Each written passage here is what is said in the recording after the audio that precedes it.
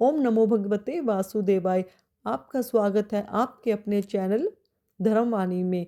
प्रिय दर्शकों, जब शीत ऋतु विदा लेने लगती है, जब बसंत ऋतु का धरती पर अपनी मुस्कान बिखेरने आता है, जब पेड़ों पर नए पत्ते, फूलों में नई सुगंध और हृदय में नई उमंग जाग उठती है, तब काल चक्र हमें ले आता है हिंदू पंचांग के अंतिम किंतु अत्यंत पावन मास, जिसे कहते हैं फाल्गुन मास।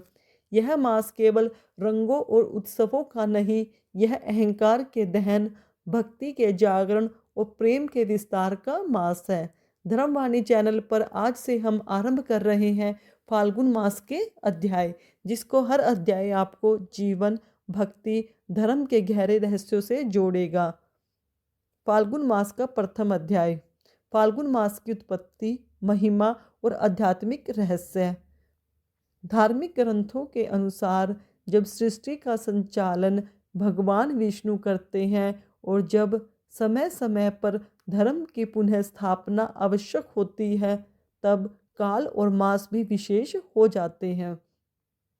फाल्गुन मास का संबंध है भगवान विष्णु, भगवान शिव और भगवान श्री कृष्ण तीनों से माना गया है।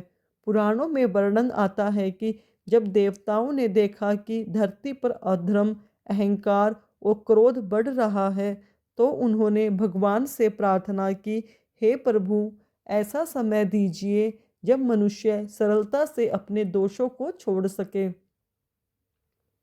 तब ईश्वर ने फाल्गुन मास को प्रकट किया, एक ऐसा मास जहाँ तप कठोर नहीं पर फल अत्यंत शीघ्र मिलता है। फाल्गुन मास का आध्यात्मिक स्वरूप। फाल्गुन मास हमें सिखाता है कि धर्म केवल कठोर नियमों का नाम नहीं, धर्म तो हृदय की पवित्रता है। इस मास में भजन करने से मन शीघ्र स्थिर होता है, नाम जाप करने से भय दूर होता है, दान करने से पुण्य कई गुना बढ़ता है। फाल्गुन मास में किया गया छोटा सा पुण्य भी करोड़ों गुना फल देता है। फाल्गुन मास का सबसे बड़ा रहस्य है अग्नि। होलिका दहन केवल एक परंपरा नहीं है, वह एक आध्यात्मिक संदेश है। इस मास में अग्नि हमें सिखाती है, क्रोध को जलाओ, ईर्ष्या को जलाओ, अहंकार को जलाओ। जैसे लकड़ी जलकर राख बन जाती है, वैसे ही मनुष्य के विकार भी भक्ति की अग्नि में जलकर भस्म हो जाते हैं। यह वही मास है जिसमें भक्त प्रहलाद की अडिग भक्ति प्रकट हुई। यह मास कहता है कि अगर भक्ति सच्ची हो तो भगवान स्वयं रक्षा अवश्य ही करते हैं, पर शर्त यह है कि अपने अंदर विश्वास और भक्ति दृढ़ होनी चाहिए, तभी भगवान हमारे साक्षात प्रकट होते हैं। फाल्गुन मास में भगवान अपने भक्तों से दूर नहीं रहते, वे उनके अत्यंत समीप होते हैं। इसलिए कहा गया है, फाल्गुन मास भक्त और भगवान के मिलन का मास है।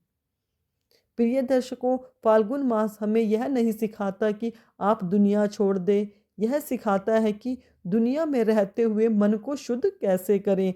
रंग खेल पर द्वेष मत रखो, हंसो गाओ पर किसी का दिल मत दुखाओ।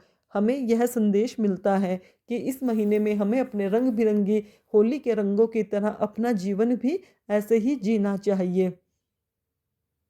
आज के इस प्रथम अध्याय में हमने जाना फाल्गुन मास की उत्पत्ति, आध्यात्मिक रहस्य और इसका जीवन से गहरा संबंध। अगले अध्याय में हम प्रवेश करेंगे उस कथा में जहाँ भक्ति ने अहंकार को पराजित किया था। ये अध्याय हम कल पढ़ेंगे भक्तों, आगे मैं आपको फाल्गुन मास से जुड़ी एक प्रमुख कथा का श्रवण करवाती हूँ, ध्यान देकर सुनिएगा। प्राचीन समय में हिरण्यकश्यप नाम का एक अत्यंत अत्याचारी राजा था। वह चाहता था कि पूरी प्रजा केवल उसी को भगवान माने, लेकिन उसका पुत्र प्रहलाद भगवान विष्णु का परम भक्त था। हिरण्यकश्यप ने प्रहलाद को बहुत समझाया, डराया, यातनाएं दी, लेकिन प्रहलाद की भक्ति डिगी नहीं। अंत में राजा ने अपनी बहन होलिका की मदद ली। होलिका को वरदान था कि वह आग में नहीं जलेगी। फाल्गुन मास की रात होलिका प्रहलाद को गोद में लेकर अग्नि में बैठी, लेकिन हुआ उल्टा। भगवान विष्णु की कृपा से प्रहलाद सुरक्षित रहे और होलिका जलकर भस्म हो गई। इसी घटना की स्मृति में होलिका दहन किया जाता है। इस कथा से हमको यह शिक्षा मिलती है कि सच्ची भक्ति ही हमेशा जीत होती है। अहंकार और अधर्म का अंत निश्चित है। भगवान अपने भक्तों की हर हाल में रक्षा करते हैं। यह मास भक्ति, आनंद, प्रेम का प्रतीक है। भगवान कृष्ण की रासलीला और ब्रज की होली इसी मास में प्रसिद्ध है। इस महीने में किए गए जप, दान, व्रत और भजन का फल कई गुना होकर मिलता है। फाल्गुन मास हमें सिखाता है कि भगवान की भक्ति में जो अडिग रहता है उसे कोई शक्ति पराजित नहीं कर सकती।